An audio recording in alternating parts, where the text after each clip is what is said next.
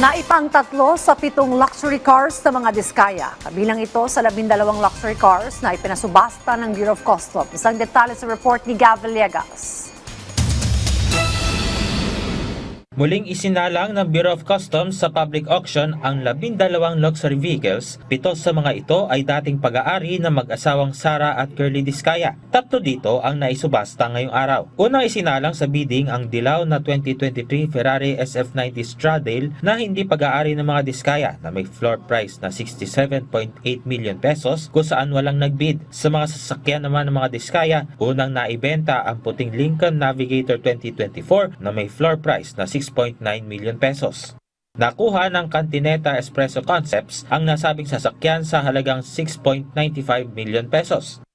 Nakuha naman muli ng Igorot Stone Kingdom Incorporated ang 2022 Cadillac Escalade ESV sa halagang 6.623 million pesos.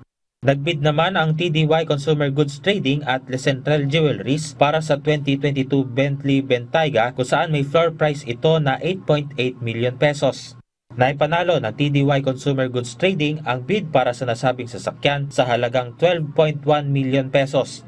Ayon kay Customs spokesperson Attorney Chris Bendijo, 5 beses na nagkaroon ng clustering dahilan para tumaas ang bidding price. This happens when there are 2 bidders and the difference between their 2 bids is less than 10%. Kapag yun ang nangyari, the BOC will set a new floor price by increments of 2%, kaya pataas siya ng pataas. Para naman sa winning bidder ng 2022 Cadillac Escalade ESV, ikinwento nito kung bakit niya ito pinag-interesan na bilhin. Meron tayong na bid na Rolls-Royce a couple of weeks ago. Kailangan ng kasama. Kasi ito, kaming mga igorot, kailangan ng pidpidwa. Hindi pwedeng isa lang, kailangan may kasama lagi.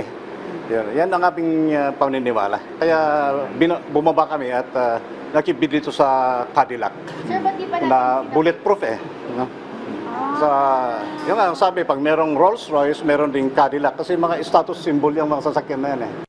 Yun ang tulong namin sa government. We are supporting the government's bid to recover ill-gotten wealth. Kaya sumusuporta kami sa ganyan. Bigo namang maisubasta ang iba pang sasakyan ng mga Diskaya, kabilang ang 2022 GMC Yukon Denali, 2021 Cadillac Escalade, 2022 Maserati Levante Modena, at 2022 GMC Yukon XL Denali.